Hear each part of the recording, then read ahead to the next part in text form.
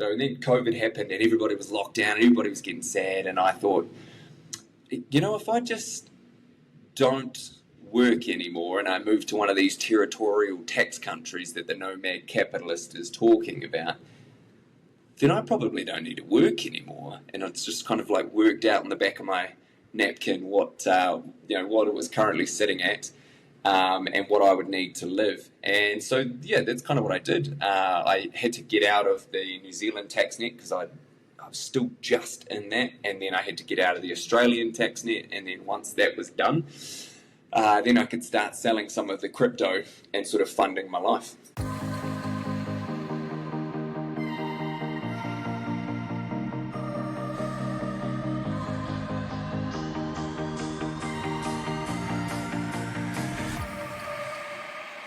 You don't have to wait until you reach financial independence to start enjoying your life. You can do that much earlier and start living a life that you love and that's true to you. Welcome to Freedom Before FI. Using FIRE and life design techniques, we help you create freedom on your way to FI instead of waiting until you're retired to do the things that light you up. I'm your host Greg, a FIRE movement and life design enthusiast. If you're itching to get freedom now, then let's do this.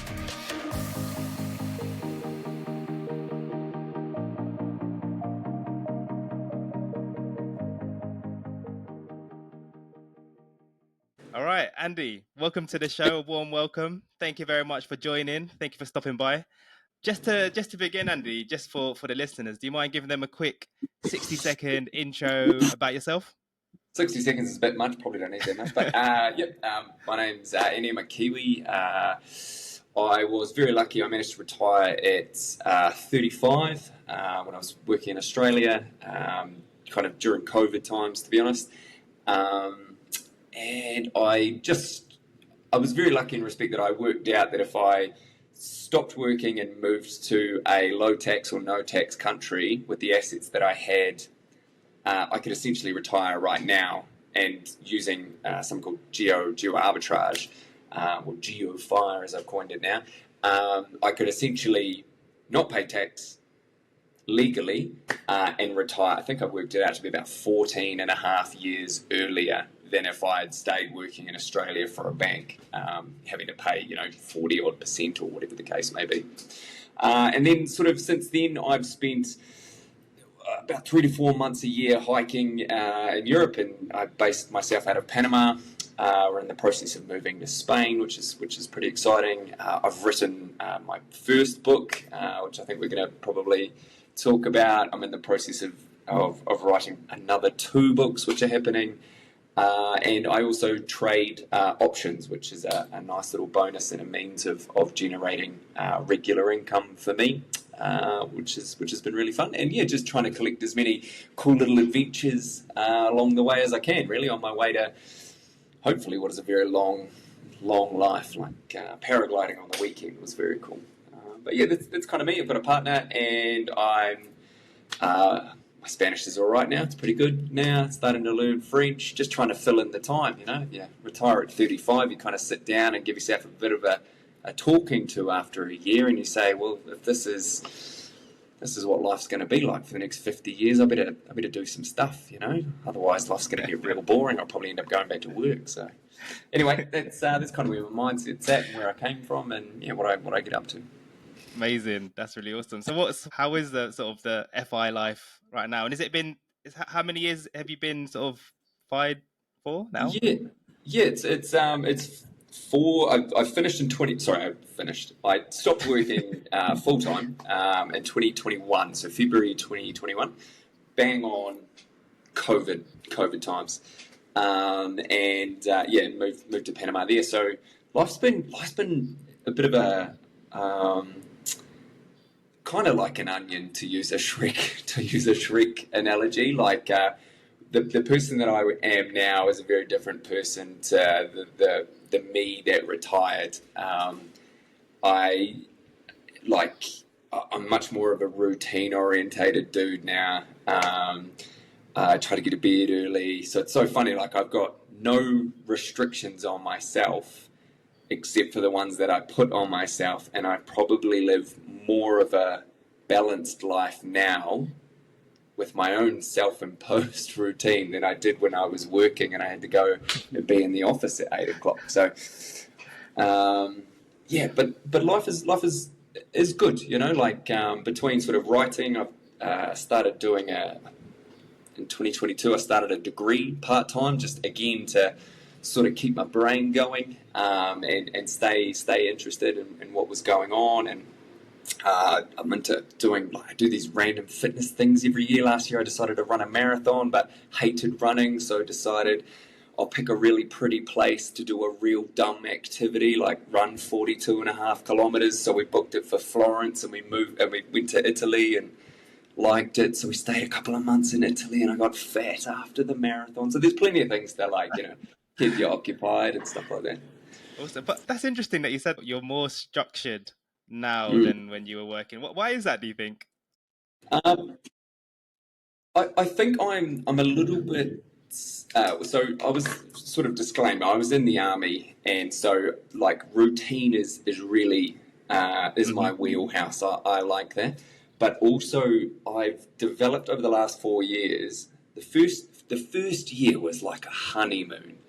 I went hiking for 6 months. Done everything. I just went crazy, and because of COVID, and I know some people probably have different feelings on this, but for me, COVID was the best time. And the reason that I say that is because I had a New Zealand passport and couldn't go home to New Zealand because they locked everybody down. But because I was from New Zealand and I had been vaccinated, I flew to the US and I managed to get vaccinated. So I was a vaccinated Kiwi, so we don't really offend anybody. We're not on anybody's radar or anything like that. And I was vaccinated. Oh, thumbs up. I just ended up like traveling through Europe, hiking all around the place. And because no one else was doing it, you got cheap Airbnb. There was no lines for tourist attractions. Restaurants were cheap. Train travel was cheap. Everything was amazing. Again, there was chaos and there was badness in the world for sure. But from a travel perspective, it was incredible. Planes where, whole sections of economy wouldn't book out, so you could literally just lay across all 4 seats, like you had a lay flat bed, and just brilliant.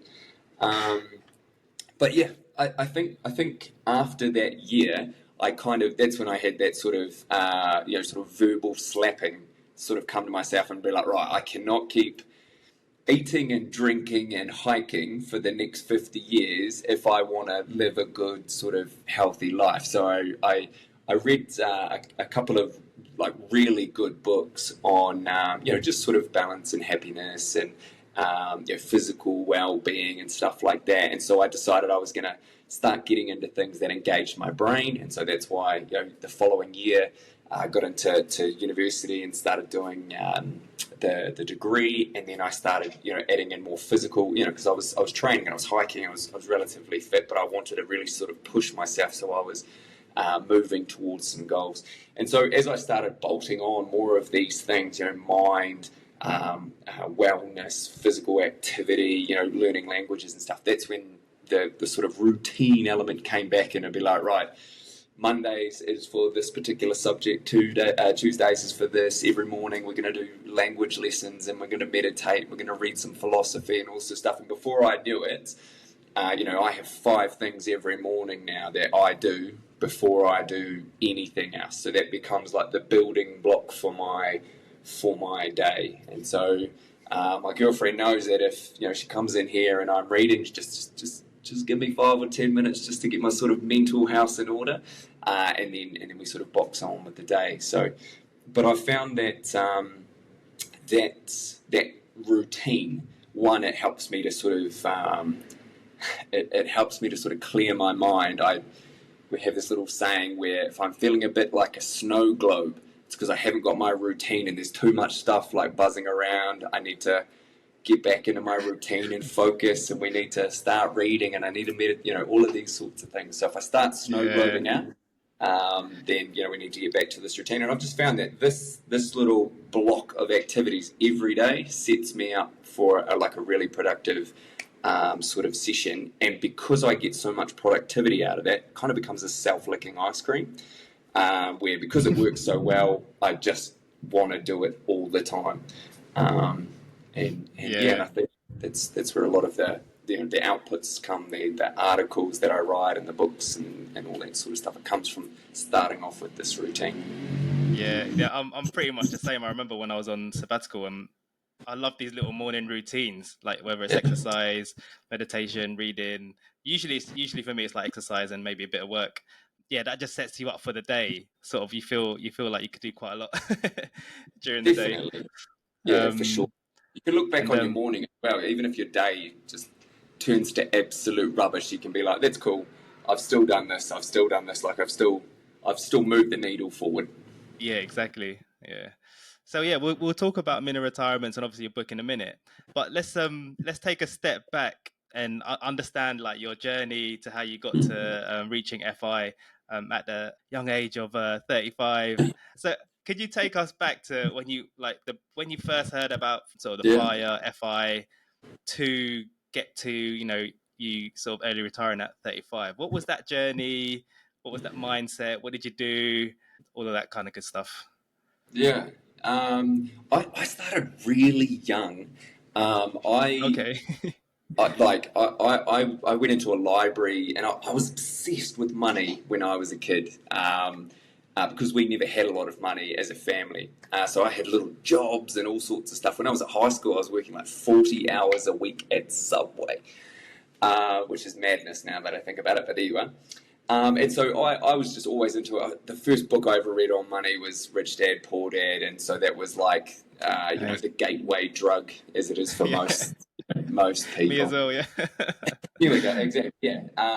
And so I was constantly aware of it, and then sort of when I joined the army, I bought my first rental property, and that kind of sort of got me going. And then I sold that rental property. I bought a bigger house by the beach, and all these sorts of things. And then that did quite well.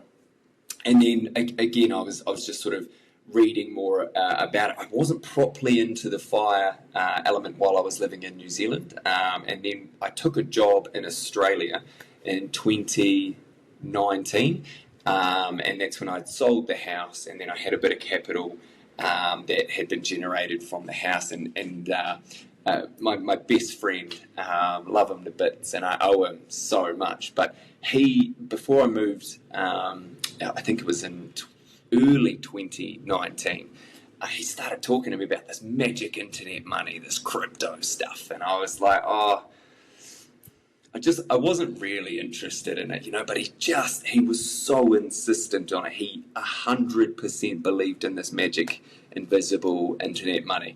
And so at one stage I gave him some money. It was like a couple of $1,000s, or I think it might have even been smaller than that. It started off at like $400, and then I gave him some more a little bit later on.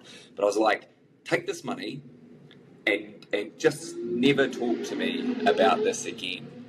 And so I gave him some money, and then a few months later, he's like, "Hey, remember that like $2,000 that you gave me? I know we're not supposed to talk about it, but it's now like $24,000. Do you wanna have a talk about it now?" And I was like, "Okay, now you have my undivided attention."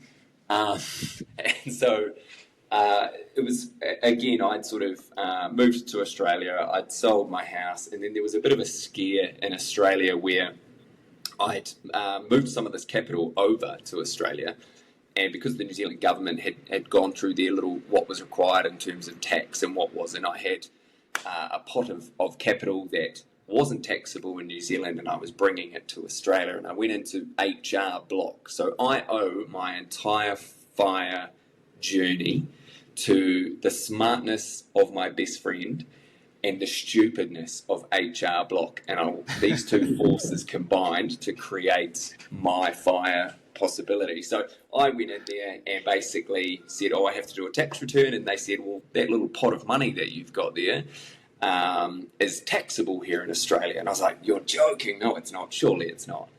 And they said yes, and I said, "Okay, right." I went and got a second opinion. Turns out it wasn't taxable, but that was enough to scare me in terms of, right, I need to do something with this money. How do I get out of this? Exactly. So I ended up putting six figures, around $200,000, into an altcoin that my friend was raving about. Is that US dollars? No, roughly? no, Is that it? that was Australian dollars. That was Australian Okay, okay, dollars. okay. Got it, got it. But at the time, that coin was 50. It's like 55 cents Australian, whatever, something along those lines. And so my plan my plan was, one, get this money away so that they can't tax it.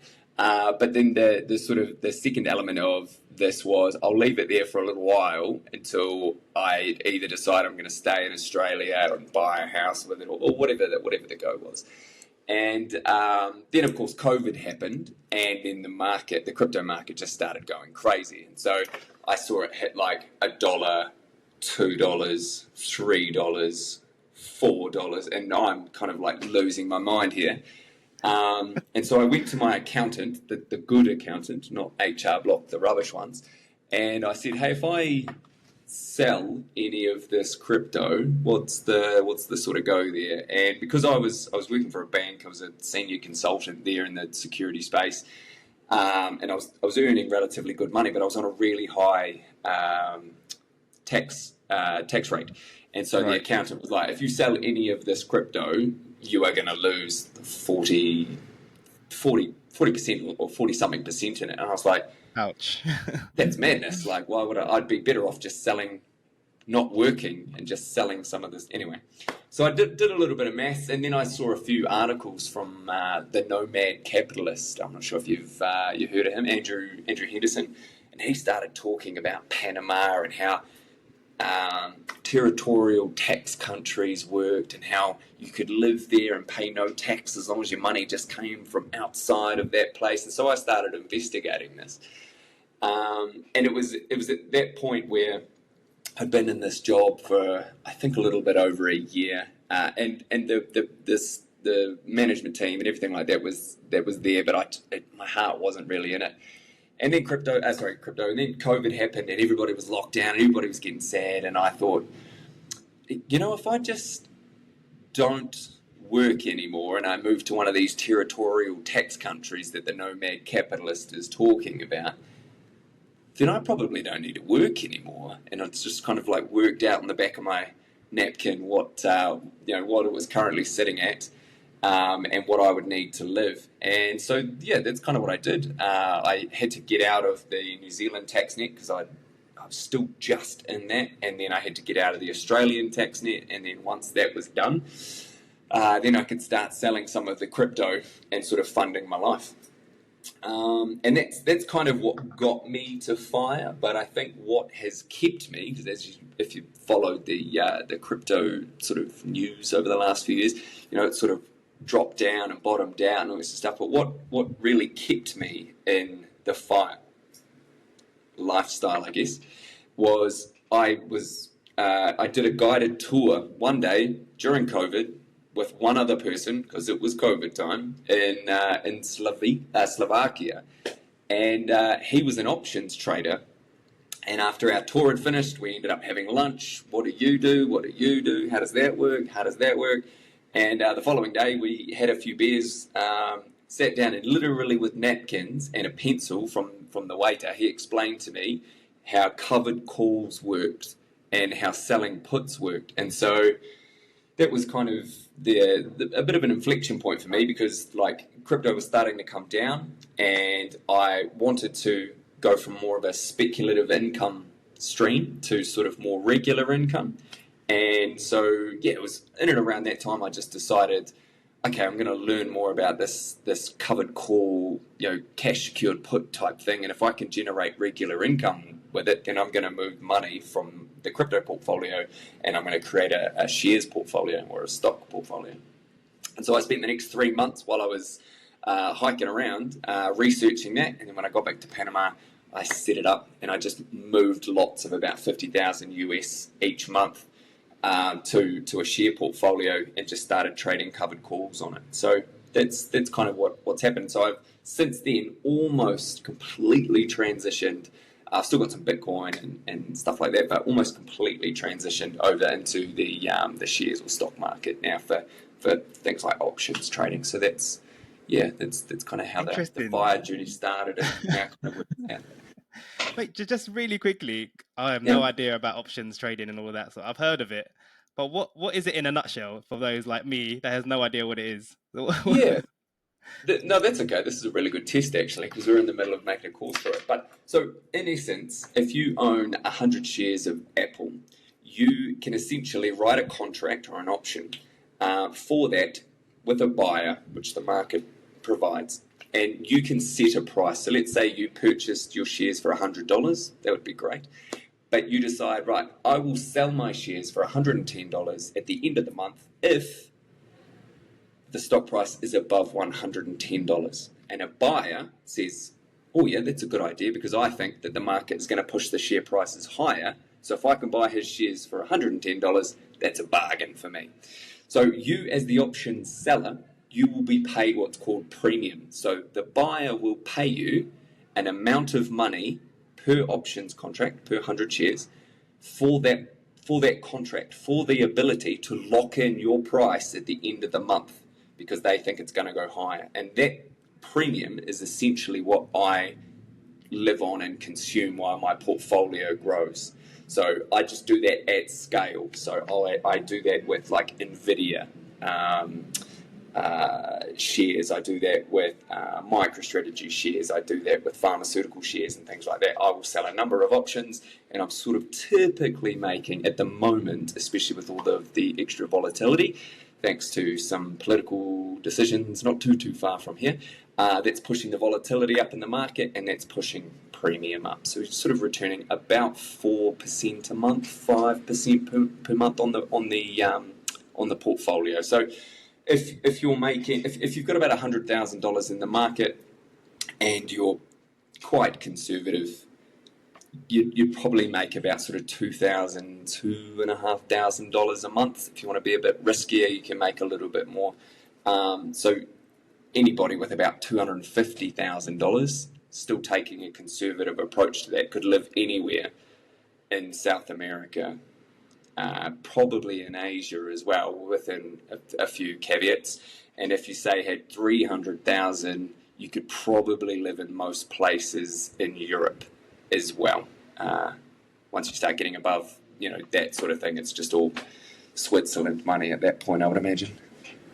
Interesting. So, because obviously most of the sort of the FI sort of community, they love sort of index funds, sort of passive investing. Yeah. Could you consider the options trading? Is that quite an active version? Is there quite more? Obviously more activity involved. Like how much time is that per month? Just to give an idea of the effort required. So I also what I've called the lazy formula because I'm incredibly lazy. That sounds good already. Also, I've got a bit of noise out of the back. So I will typically use about 10 or 15 minutes a day, Monday to Friday. So what is that? It's about that much time. And what I'll typically do, the market opens at 9:30 in the US, and I will wait till about 10 o'clock, just till the chaos of the opening of the market has sort of subsided. And then from there, I'll spend about 15 minutes looking at my positions and seeing what's going on. And most of the time, it's just reading news, like what has Donald Trump done today? How is that likely to affect the market over the next month? But for me, I will trade, and just coming back to your active, like how active it is, I will typically trade on my portfolio once a month.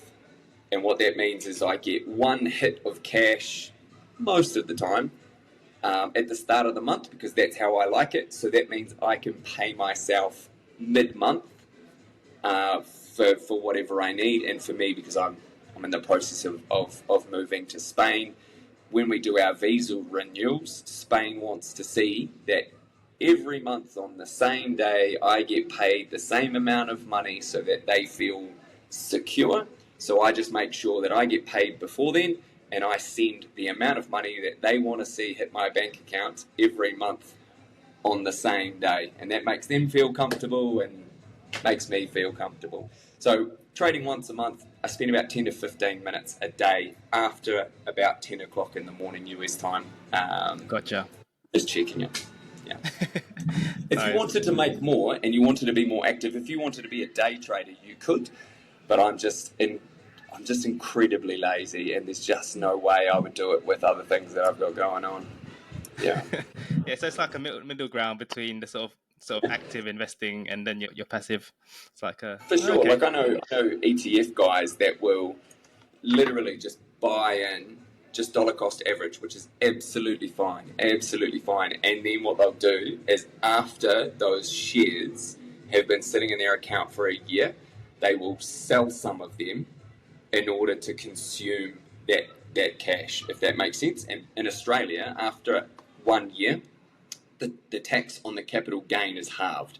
So they're then able to then distribute that through various mechanisms and reduce the tax paid on that even further.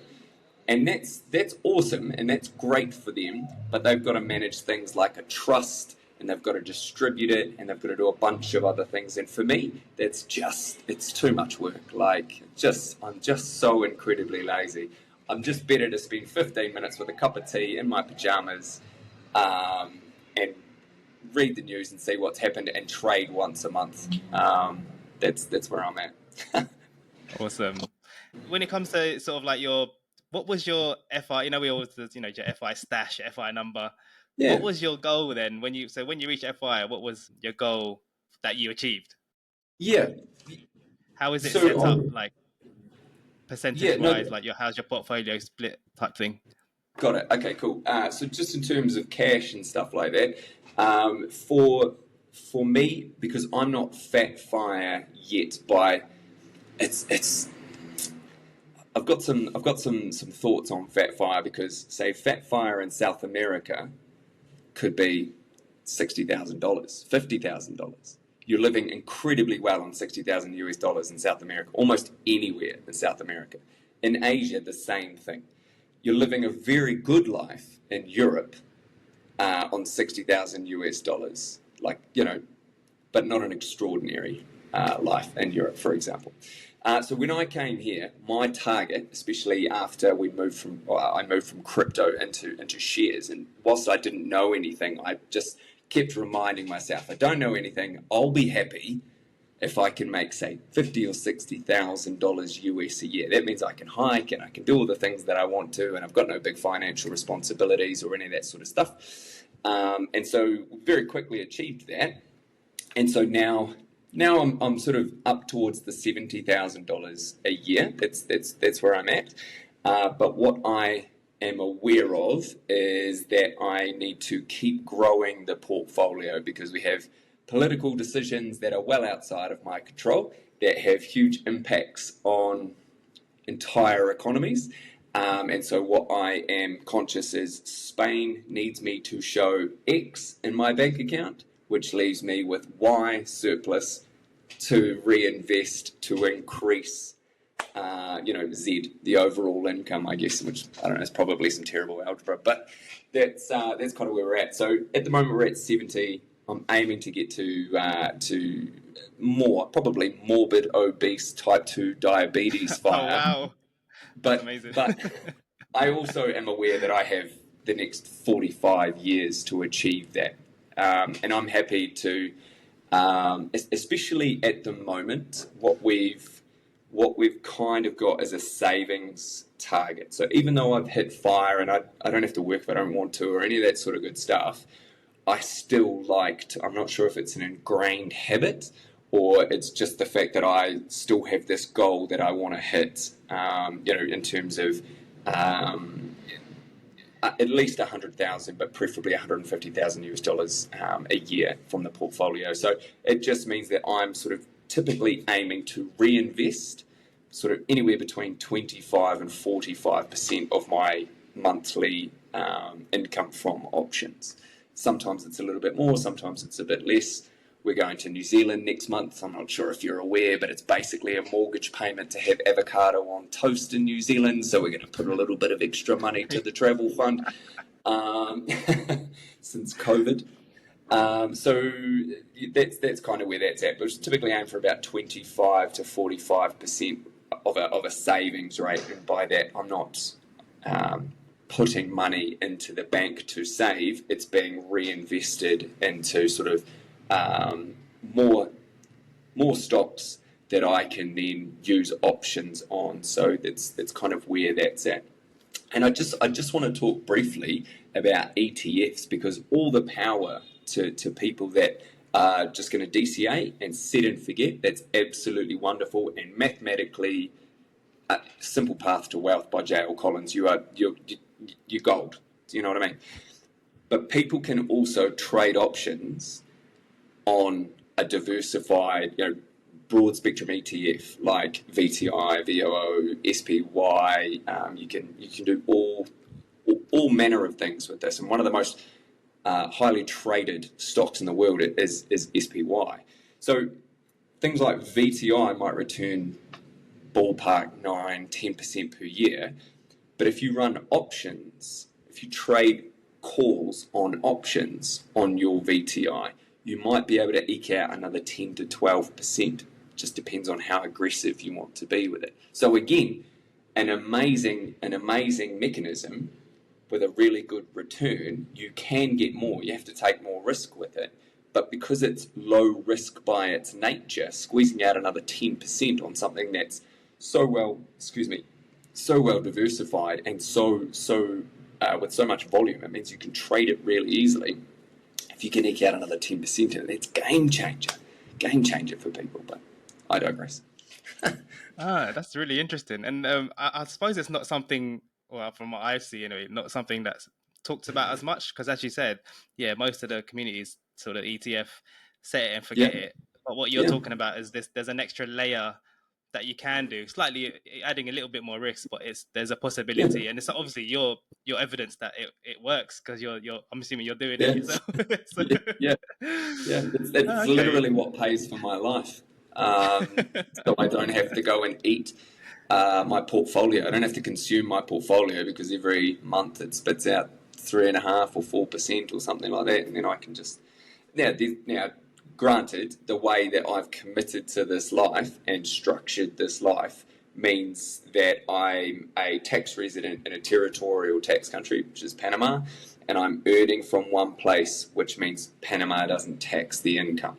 So anybody, say in Australia, in the US, and in anywhere else, if they are investing and they are living in a country that isn't structured like that, then there's obviously going to be the taxation implications of that. There might be foreign exchange, sort of risks and things like that as well that you need to keep aware of. But anybody can do what I have talked about. You just have to commit to moving to another country, moving your whole life there, and putting up with the good bits and the bad bits that come with that. But anybody could do this. I would argue that somebody living in Sydney, Australia, with a freehold house, if they educated themselves about options trading, for example, could sell that house, I would argue, anywhere in Australia, in Sydney, move to a tax-free country, Malaysia, Georgia, Panama, somewhere like this, and they could do exactly what I've done, and they could do it, relatively quickly. It just comes down, and I'm writing another book already about this. It literally comes down to the blockers that people mentally put up. Like, I would do this, but insert excuse here. That's literally all it is. Yeah. And that might be a whole different episode in itself. Actually, that's a massive topic. Actually, that's really interesting, Andy.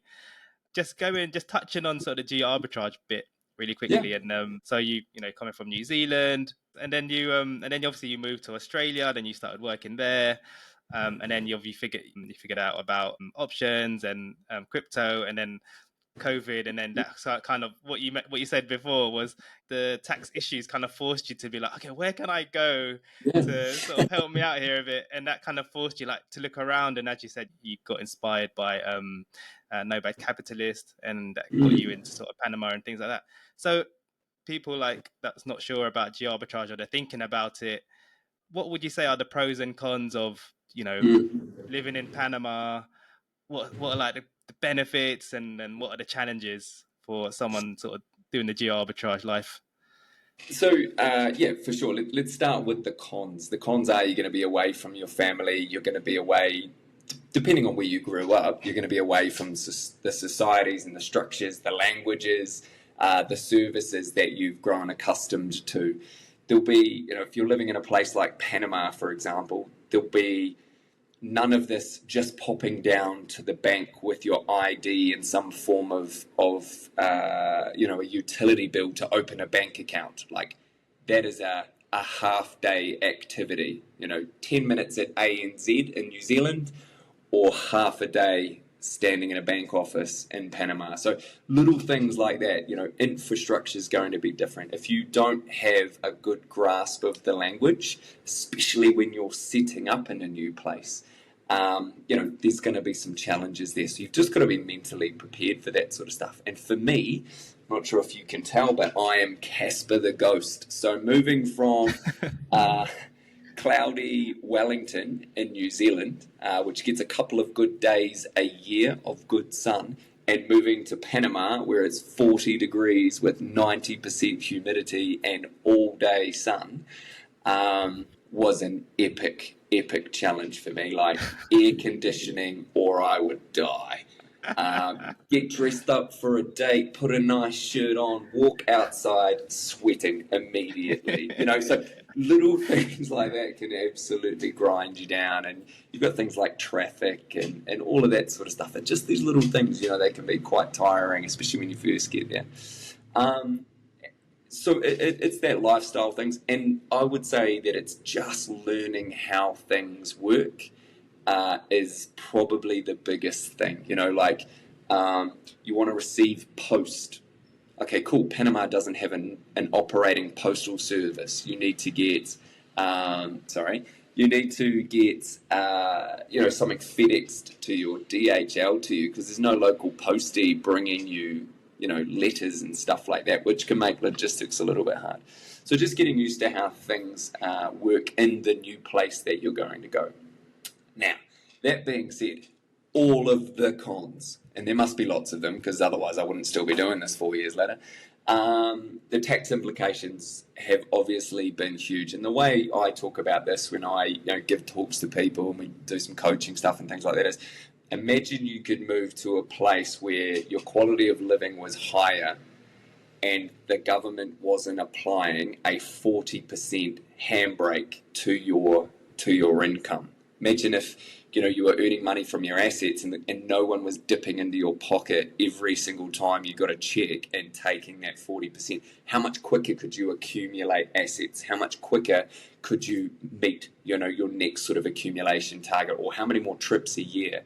How does that affect your lifestyle? How many times could you go out a week if that 40% wasn't being clipped every single time? So tax implications can't be overstated when you commit to sort of, moving to steal Andrew Henderson's words, move where you're treated best.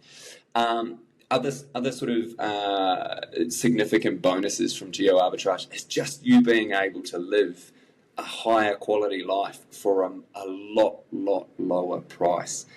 We are here in Medellin, Colombia at the moment. We went out to a restaurant that is top 50 in, I think it's Latin America. I could be wrong on that. The food was incredible, like just mind-blowingly good. And there was 5 of us, and it cost us, I think it was $90 a person, mind you. And again, that's like the very top of the restaurant food chain. But to give you some context for that, we have a bunch of really good steak places just down the road from us. Cost us the equivalent of $8 US each to go and get steak and salad and fries and a drink and a starter soup. So you waddle out of the restaurant with your pregnant food stomach for $8 whole, and you could do that every day if you want to. So this is what I sort of comes back to in terms of you could eat really cheaply here and save an offensive amount of money, or you could just live a little bit more expensively and live incredibly well. We went to the movies the other day. It cost us $10 for both tickets, and then it was a few dollars more for the popcorn and for the drinks. So again, just being able to ramp up your lifestyle or ramp it down in terms of cost and things like that. The other thing that I think is incredible about geoarbitrage myself is that after you've sort of traveled around a few places, you are literally able to dictate the cost, what I call your personal burn rate. So if in Australia, for example, or the Philippines or the US or whatever it is, once you take into account all of your expenses and you break it down over a month, let's say you are spending $100 or $150 a day. So that's your food, your insurances, your mortgage, all divvied out. Here, if you want to, if you're on a fixed income, if you're a superannuitant, if you're a digital nomad, whatever the case may be, on a fixed salary, you can dial up your cost or dial it down. If you want to live it up a little bit, you might go to Panama City, have some really, really good food, but it's a little bit more expensive. If you're saving for something in particular 6 months down the track, well, just come here to Medellin for 3 months. You'll save stacks of money. If you want to save lots more money, move to Buenos Aires, go there for 3 months, drop your costs down even further. Go to Turkey if you want to do those sorts of things. So you've got this flexibility where you can move around and you can adjust the quality of your life and the cost of your life according to what you want. And because you're able to control that, and there's no tax element, as long as you're smart. I'm not saying this is a sort of set and forget thing. You do need to keep tax absolutely in your mindset, and you need to maintain a tax residency.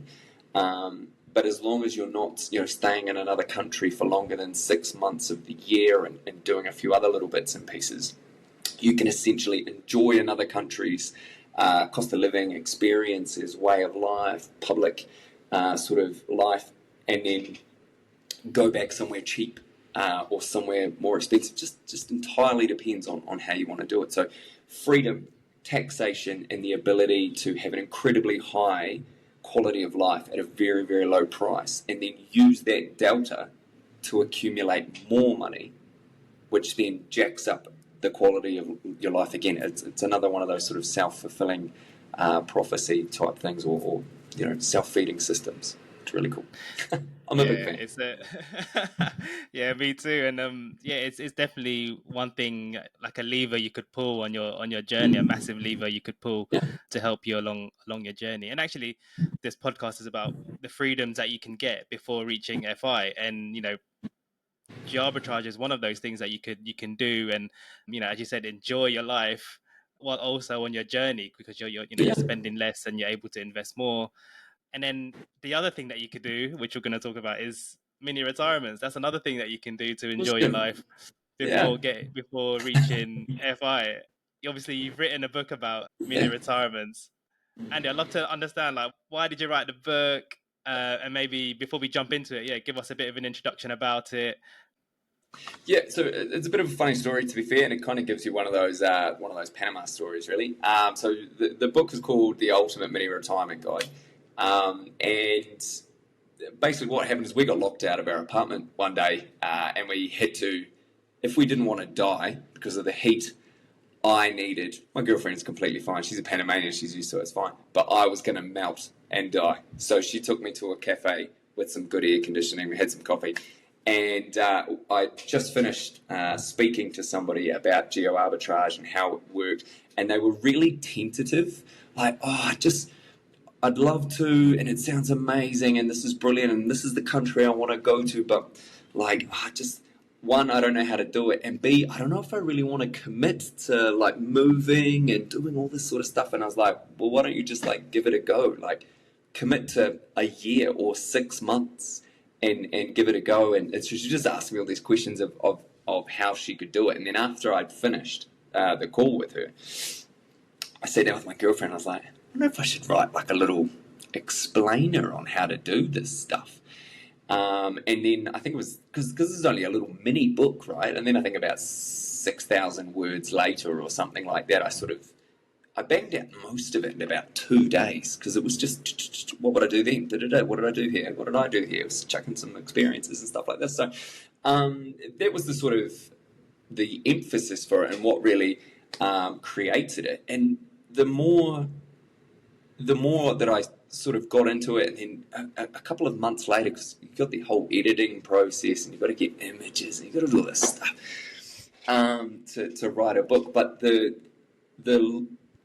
couple of months later, and I was starting to read that Gen Zs were giving up on the idea of an actual retirement because housing's already so expensive that they're struggling to even get into a house, let alone thinking about, me needing to put $1 million or $2 million into ETFs before I can retire. So a lot of these articles I was reading were how the younger generation were going, this is already out of my reach, I can't do it. So rather than have one big retirement, at the end of life, they're doing these little mini ones, and I was like, oh, this is great. This is perfect. This is marrying up perfectly to the little book that that I'm in the process of writing. So that was really, I'm not really a big airy fairy person, but that was almost like the universe saying, yep, this book is needed. So that's the kind of aligned. Yeah. The book's kind of split up into sort of 12 months from departure to, and then 6 months, 3 months, 1 month, and then it goes through sort of like your 3 months during, once you've arrived and wherever you're at. Yeah. Could you talk us through just, tips in those sort of segments? So let's say someone's in, I don't know, just say you've got someone's in Australia or US, I don't know, their early 30s, they're thinking about geoarbitrage, mini retirement, like using your book as kind of like a framework. What are some tips you could give them if they're thinking about it? So the first thing that I would say to somebody, especially if they're in Australia, and because most of the people from Australia that I speak to, they're like, I've been to Bali about 5 times and I really like it. So I'm thinking about, or Thailand. So I'm thinking I might want to do a mini retirement in Southeast Asia. And so, that's awesome because I get some people that reach out to me and they're like, I have no idea where I want to go. So when people come to me and they're like, I'm thinking Southeast Asia, I'm thinking Thailand. So that's brilliant. And so then one of the sort of key elements that I really, really like in the book is just going through and doing that initial foundational research. So for me, for example, weather.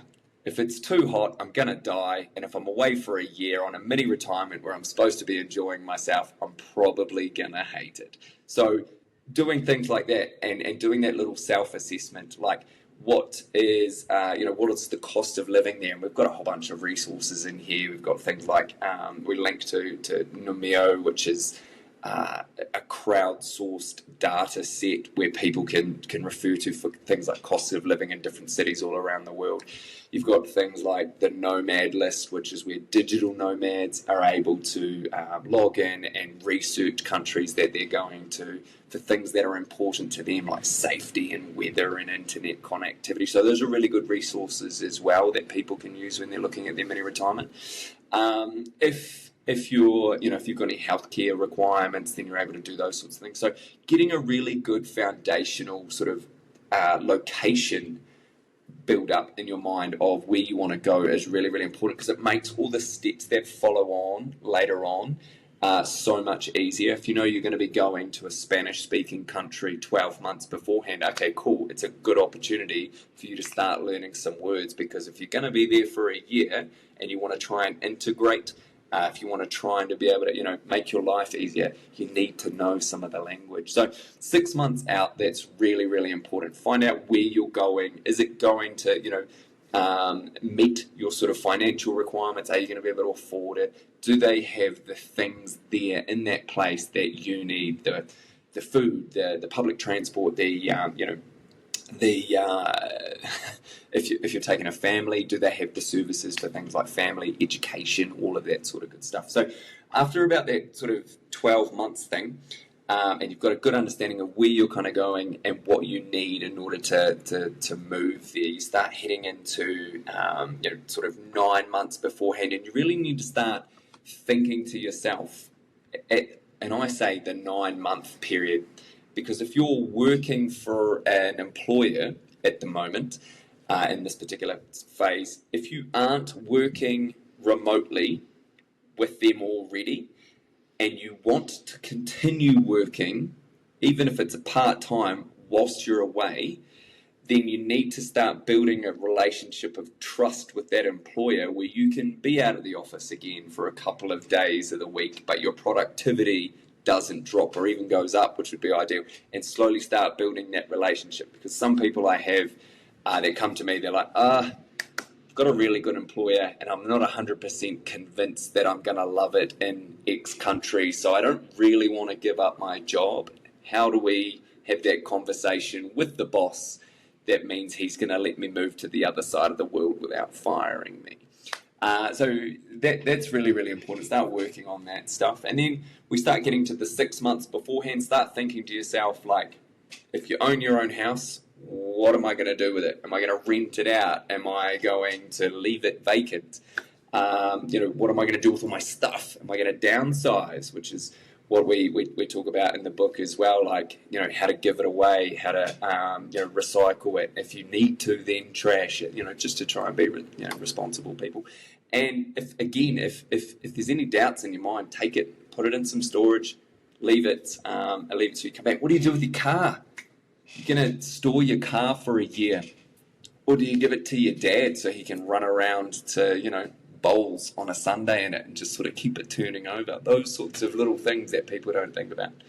And again, at the sort of 6 month mark, if you are planning to go to a country that doesn't speak your language, you really need to start ramping up that language. So making sure you're hitting the apps. So we've got in here like Duolingo or whatever it is, but then practice with it. So we've got some examples of some platforms that people can join up. italki is the platform, and that's where you can hire a tutor, and you can go down a proper formal learning path, or you can literally hire them to sit there and talk to you in Italian backwards and forwards, or Spanish, or whatever it is that you want to learn, so you can actually take that vocabulary that you learnt in Duolingo and you can take it for a walk and see how it sounds. Do they understand you when you order a coffee from your Duolingo Spanish with a Spanish-speaking person? So those are the sorts of things that we look at there. You start looking at visas and stuff. If you're going to go to one place for longer than 3 to 6 months, you're probably going to need a visa. And then how does that work with your passport? If you're going from New Zealand or Australia, previously it would have been the UK, relatively easy to get around and not too many visa requirements, because we've got really relatively good passports and stuff like that. But the world's always changing, and countries with various dynamics, politicians and stuff like that, they change things. So it's really important you start doing that, because sometimes countries have a 2 to 3 month process for their visa. We've just got the Spanish retirement visa, and that was supposed to take 90 days. We allowed for 90 days because that's what the Spanish embassy said. We ended up getting it in 23 days, but you need to make sure that you've got that window, so that if that doesn't work out, that you can appeal or you can adjust for that, so that you can go to that place that you want to. And if you still can't, then you need time to then go and fill another application and for another place that you can go to. So there's lots of that sort of stuff. You also have stuff in here in this space where you need to start looking ahead to where you're going and getting into really nitty-gritty details. And what I mean by that is, if you are going to move to Valencia in Spain, which is where I'm going, for example, here, you need to find out what is going on there in terms of apartments. Because if you're going to get a visa, then you need to have a local ID. In order to get a local ID, you need to have a rental contract. And in order to get a rental contract, you need to pay a largish deposit of about 3 months, so that the landlord feels safe renting to a foreigner. So all of these things flow on from each other. This will all come up in your research, and should. And so we sort of refer people, and we really encourage people in the book to reach out to the local Facebook groups full of expats who have gone through the process that you're looking to do, and find out, this is what the website says, how does it actually work? How do we actually do this thing? So those are really, really good, 6 and 3 months out. And then obviously, depending on how you've gone about sort of, packing up your life, all that sort of good stuff. If you've got children, you need to start thinking sort of a month or so beforehand. Really, now I'm blessed and I don't have children.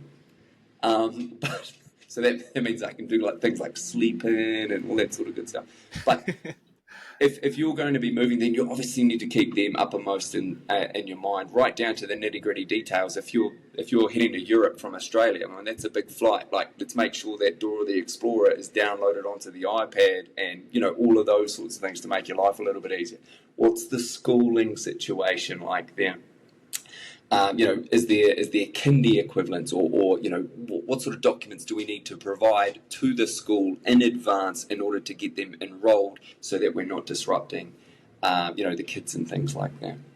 So that stuff is super important for when you get there, and then we go through just again sort of real common sense stuff, but like we talk about how. When I say we, this is some sort of multiple personality thing, me in the book. But, like booking an Airbnb, for example, for a month while you look for an apartment. And if you still haven't, then you're able to sort of at least use the relationship that you've built with the Airbnb host to negotiate down your price for extending. Take them off the platform. So, you book for a month, you don't break anything or set the house on fire, you pay your bill on time and you don't cause any damage, all that sort of good stuff. And then you reach out to your Airbnb host if you haven't found an apartment already and leverage that relationship to take the next month off Airbnb, and straight away, like, that's already saved the landlord a big chunk of cash, so you can negotiate down your price. From their side, that means they don't have to necessarily, they're not having their rent clipped, but it also means you're a known quantity now because you've already been in their apartment for a month and you haven't burnt it down, so they're maybe more likely to come down. So little tips and tricks like that so you can negotiate things down. And then once you've found your apartment and you've sort of localized yourself, you know where the supermarket is, and you know where the park is, and you know where the bus is if you want to go to the beach or whatever the case may be. You need to start looking at things like, okay, like, where's the doctor? Where's the closest doctor for me? How do I get on there? How do I get registered with them? What about a dentist? If you've got any sort of specific health issues, then where do I find one of those specialists? How does that work here? Those sorts of things. And then obviously if you've got family and stuff, you need to build on to that network as well. Like, is there sports stuff that's going on that we can get our kids into? If you're an adult like me, and is there a running club around here? Is there a hiking club or a paraglide? All that sort of good stuff. Those sorts of things that people get into. If you want to really take advantage of a mini retirement, you need to be thinking to yourself, like, I need to integrate into this community. Like, what local markets are there where I can go and speak to people that are from here and really become part of the environment, of the neighborhood and stuff like that, because it's that feeling of being part of the town or the city or the whatever that is going to maximize the experience that you have. You're not just going to be a tourist living in an Airbnb for 12 months. Or in a resort. Exactly. You don't want to be in a resort bubble. You want to be Exactly. in amongst the people and going where they 100%. go, shop where they shop. And yeah, that's the beauty of that sort of long sort of travel, isn't it? Yeah. 100%. Like, if you go to the gym and your gym guy. Like, I know we've been here for a month and a bit, but the gym guy and his wife, they know me, and their French bulldog, like, runs up to me every time we come to the gym because we give them some love and all that sort of stuff. But it's little things like that, just like integrating into where you're living, that is going to increase the value of your experience, and it's going to maybe make you think. And this is kind of what we talk about towards the end of the book there. Once you've integrated into it, do you want to go back? Or have you done a good job and now all of a sudden, if you didn't need to work beforehand, do you need to go back? And if you already are working, you're still working for the boss, it's working out pretty good so far. You feel at home here now. You know George from the farmers market and the gym people, and you know the local, sort of hairdresser or whatever. It's starting to feel a little bit homely now. So you've managed to lower your cost of living, increase the quality of your living, and you've integrated. You've learned a whole bunch of new things. You might speak another language now. You've got an entirely new social circle. You've got a whole new bank of life experiences that you didn't have before in Australia. All of these sorts of things come as a non-tangible sort of benefit to doing these things. And you've got the whole die with zero. Well, you've got more of a die with zero approach to this, where you are banking life experiences along the way, which is just increasing like the quality of your life. And when you get to that time where you're about to move on to the next life, you're going to be sitting there thinking like, man, I had a great time in Bangkok or Spain or wherever it is that you're going. I'm so glad that I did that. No one's going to be thinking, gosh, I wish I'd worked another 25 years or 10 years in that cubicle that I loved ever so much. Nobody ever says that. So, yeah, that's it. That's exactly what happened to me back in when I done my first sort of 12-month sabbatical stroke yeah. mini retirement. That was in 2017. Part of my trip was to go to Philippines, Manila, which is where I'm from, and the trip was supposed to be like 6 weeks. I ended up staying for 6 months. And then after that, I ended up staying for 6 years. So it was like, what happened? And exactly the things that you mentioned, you got integrated, you understood the lay of the land, you got to know people around you, you built a bit of a community. And yeah.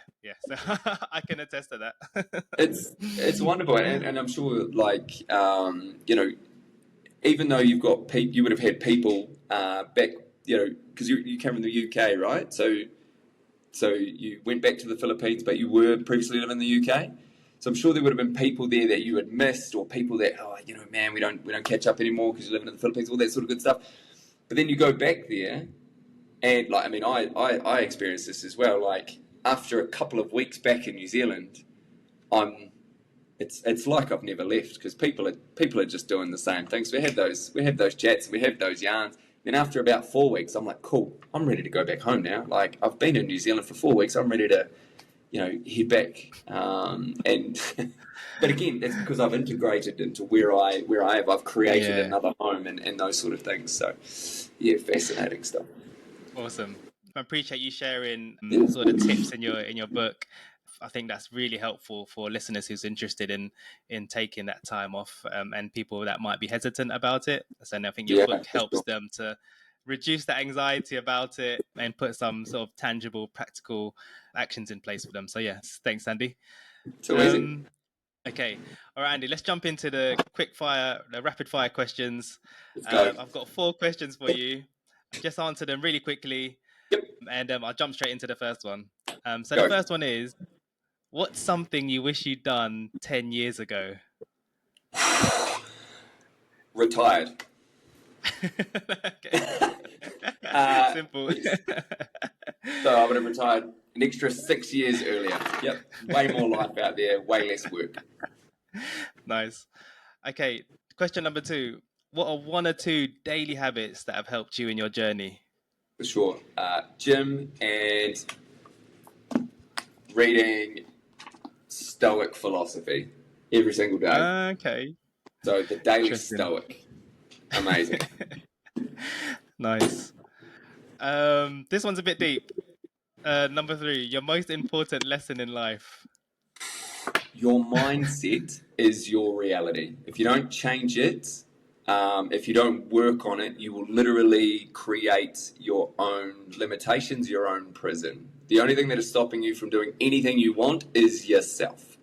If you can change your mind, you can change your reality. Awesome. Nice bit of wisdom there. Thanks, Andy. And then last one is 2 to 3 transformational book recommendations that you could sort of recommend to listeners. For sure. Okay. Naval Ravikant's The Almanac of Naval Ravikant is incredible, not just for learning how to think about making money, but about happiness. happiness and balance and mindset and looking at what you put effort into to what it brings back to you, I think is just incredible. Next book would be, it was the original version, it's probably a bit old now, but The 4-Hour Work Week by Tim Ferriss. That changed the way I did a whole bunch of stuff. The updated version is even better. And then another book that I would say, from a money perspective, was the real gateway drug. I mentioned Rich Dad Poor Dad before, and that was okay back in the day, but I think his Robert Kiyosaki's cash flow quadrant, when I first started properly getting into money, was really what lit my fire. He wrote about how you really wanted to be a dairy farmer, and a farmer raises cattle, sends them off to the works, and makes money one time, whereas a dairy farmer milks the cows every single day and makes money every single day. And it was that constant, regular cash flow as a what was I back then, probably a 15 or 16-year-old boy, that really got me thinking, like, if I can find something to put my money in, a dairy cow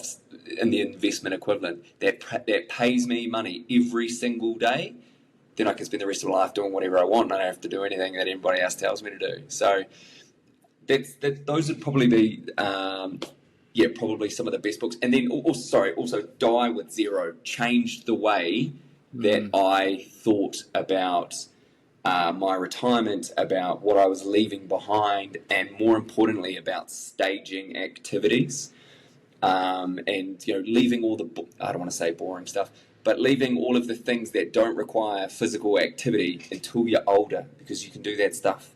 But if you need your knees and your back to climb mountains, then maybe do that in your 30s or your 40s or your 50s, when those things still work. So I reckon those 4 books are a fairly good start for anybody. Yeah, that last one, really profound. I've got a quick bonus question here, just for the listeners. What would you say are 1 or 2 small things that they can do if they wanted to sort of retire, do what you've done, retire sort of in your 30s and your 40s? What are 1 or 2 small things they can do this week just to get going? Okay, for sure.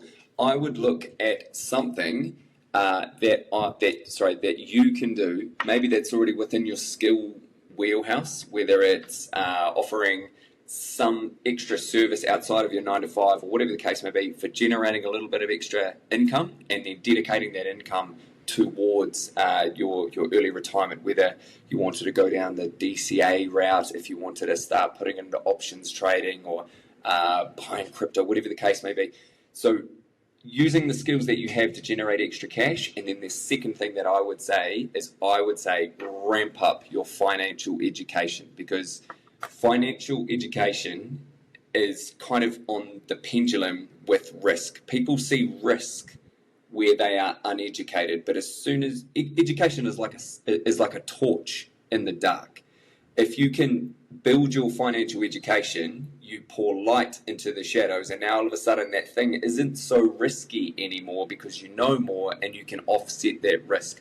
So I think a lot of people stick to the very conservative. They'll do the things that they've always done, or do the things because society says that you should do those things, and anything else is risky. But if you go out and you learn about travel, about other cultures, about investments, about money, about businesses, about whatever, now all of a sudden you shed some light on that area, and the risk level drops down, and maybe it's something that you could do. Maybe it's an investment that's going to change your life.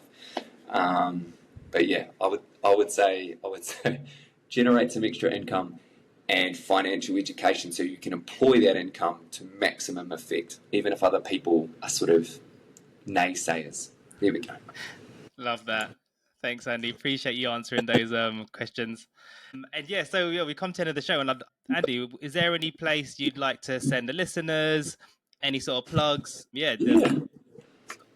Please feel free to throw them in.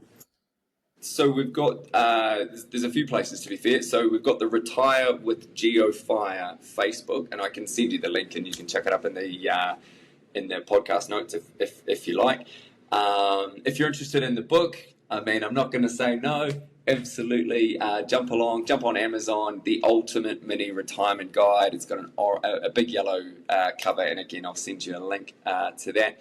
And we've also got the Substack and the website as well. 60secondstofire.com is the website, and 60 seconds to fire at Substack, I think is what it is, on the blog. So the blog, I send out fortnightly articles on all things geoarbitrage, early retirement. We've just written up a big article about how a woman needed a medical procedure in Australia. It was going to cost her $27,000. She went to Turkey. $25,000. She went to Turkey. It cost her $7,000 for flights, 5-star accommodation. The same thing. Just mind blowing. When you think about how you can use geoarbitrage. So if you're interested in learning more about that sort of stuff, then go along 60secondstofire.com or jump along to the Substack, and you can sign up to the newsletter. Also, there's a couple of speaking gigs. I'm speaking at a Fat Fire conference in Vietnam next year. That might be very close to being sold out, but if not, you can find out more at the Retire with GeoFire Facebook group. So that will be, that's it. There's lots. Awesome. And I'll make sure to put all of those links in the show notes. So, Andy, thank you very much. Had a pleasure chatting to you today. It's been a blast. And we'll keep in touch, hopefully. For sure. All right, mate. Hey, thanks so much for having me. And hopefully all the listeners are still awake. Absolutely. Cheers, All Andy. right, mate. Cheers. Thanks.